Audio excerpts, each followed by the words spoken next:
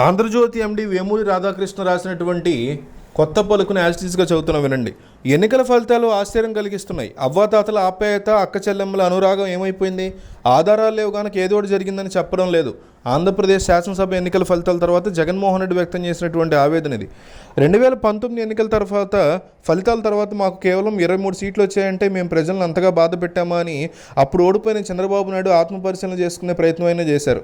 ఇప్పుడు జగన్మోహన్ రెడ్డి మాత్రం పరనిందకు పాల్పడుతున్నారు.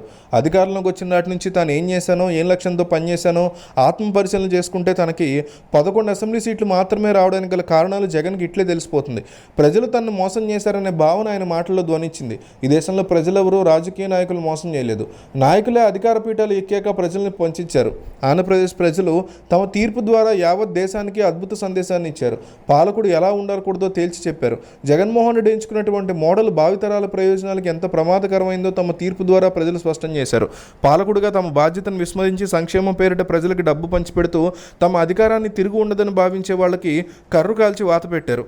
2019 ఎన్నికలకు ముందు అమాయకంగా ముఖం పెట్టి అధికారంలోకి వచ్చిన జగన్ ఆ తర్వాత తమను మోసం చేశారని ఆయన చర్యల ద్వారా ప్రజలు గ్రహించారు. వంచనతో కూడినటువంటి రాజకీయాలు చేసేవారికి ఏ రకమైన దుస్థితి ఎదురవుతుంది అనేటువంటి దాన్ని వాళ్ళు చూపించారు. ముఖ్యమంత్రి అనేవాడు బట్టలు నొక్కడానికే పరిమితం కాకూడదని, రాష్ట్ర భవిష్యత్తు గురించి కూడా ఆలోచించాలన్న సందేశాన్ని ప్రజలు బలంగా పంపించారు. కేవలం సంక్షేమం లేదా అభివృద్ధిని మాత్రమే నమ్ముకుంటే ఫలితాలు ఇలాగే ఉంటాయని గతంలో చంద్రబాబు, ఇప్పుడు జగన్మోహన్ రెడ్డి విషయంలో రుజువైంది. ప్రభుత్వం పట్ల ప్రజల్లో ఫీల్ గుడ్ భావన ఉన్నప్పటికీ ఎవరైనా మళ్ళీ అధికారంలోకి వస్తారు. ఈ విషయం విస్మరించి సోషల్ మీడియా సైన్యాలను ఏర్పాటు చేసుకునో, ప్రధాన మీడియాని దొడ్లో కట్టేసుకునో పబ్బం గడుపుకోవాలంటే కుదరదని ప్రధాని మోడీ దగ్గర నుంచి తెలంగాణలోని కేసీఆర్, ఆంధ్రప్రదేశ్లోని జగన్ విషయంలో ప్రజలు రుజువు చేశారు. ఆత్మస్తుతి, పరనింద వల్ల ప్రయోజనం ఉండదు. 5 ఏళ్లలో 2,70,000 కోట్ల రూపాయలు పంచిపెట్టినా తనకు ప్రజలు ఎందుకు ఓట్లు వేయలేదో తనకు అర్థం కావట్లేదని జగన్ తెగ ఆశ్చర్యపోతున్నారు. సొంత సొమ్ము ఖర్చు చేసిన వారు ఆవేదన చెందారంటే అర్థం చేసుకోవచ్చు. అప్పులు చేసి మరీ సంక్షేమాన్ని పంచిపెట్టడం అనర్థమని గ్రహించకపోతే అలా? ముఖ్యమంత్రిగా బాధ్యతలు చేపట్టిన వెంటనే ప్రజావేదికను కూల్చడం ద్వారా తన మనస్తత్వం ఏమిటో జగన్మోహన్ రెడ్డి చాటి చెప్పారు. అప్పుడే అతని పతనం ప్రారంభమైంది. విద్వేషాల వల్ల తాత్కాలిక ప్రయోజనం కలగవచ్చు కానీ అంతిమంగా నష్టమే జరుగుతుందని తెలుసుకోలేనటువంటి పరిస్థితి.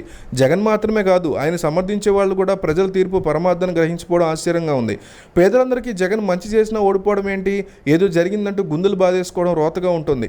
అప్పులు చేసి పంచిపెట్టడం, అదే సమయంలో రాజకీయ ప్రతినిధుల్ని ప్రశ్నించే వారిని వేధించడం, పోలీసులతో దమన నీతికి పాల్పడడం వంటివి ఏమాత్రం సమర్థనీయం కాదని గ్రహించి ఉంటే ఎన్నికల ఫలితాలు ఎంత దారుణంగా వచ్చి ఉండేవి కాదు.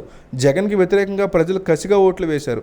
స్వార్థ ప్రయోజనాల కోసం చిడతలు కొట్టిన వారిని మినహాయిస్తే ఏ ఒక్క వర్గం ప్రజలు కూడా ఆయన పాలనని గొప్పగా కీర్తించింది లేదు.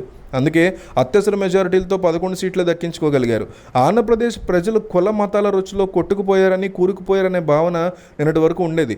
తాజా తీర్పుతో వారు తమ విజ్ఞతను ప్రదర్శించారు. ముఖ్యమంత్రి ఎలా ఉండకూడదో ఈవీఎంలో బటన్ నొక్కి మరీ చెప్పారు. బటన్లు నొక్కడం మినహా జగన్మోహన్ రెడ్డి చేసిన మంచి ఇది అని చెప్పలేని పరిస్థితి. ప్రజలను కులాల వారీగా విడదీయాలనుకున్నారు. ఈ పన్నాగం ఫలించలేదు. పేదలకి, పెత్తందారులకి మధ్య పోరాటం అంటూ రెచ్చగొట్టిన ప్రయత్నాలు కూడా వికటించాయి. జగన్కి వ్యతిరేకంగా మొత్తం 61% ఓట్లు పడ్డాయి. అంటే రాష్ట్రంలో పేదలందరికీ పెత్తందారులు ఎక్కువగా ఉన్నారా? జగన్ నమ్ముకున్న పేదలు, మతాలకు చెందిన వారిలో కూడా కొందరు ఆయనకు ఓట్లు వేయలేదు.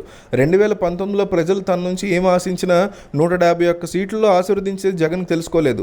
చరిత్ర సృష్టించాలన్నా, తిరగరాయాలన్నా మేమే అని వైసీపీ నేతలు సినిమా డైలాగులు కొట్టారు. వాళ్ళు ఏ ఉద్దేశంతో అన్నారు కానీ జగన్ మాత్రం చరిత్రను తిరగరాశారు. 151 సీట్లతో అధికారంలోకి వచ్చిన పార్టీ 5 ఏళ్లలో దిక్కుమాలిన పాలనతో 140 సీట్లు కోల్పోవచ్చని జగన్ నిరూపించారు. మరి ఇది చరిత్రే కదా.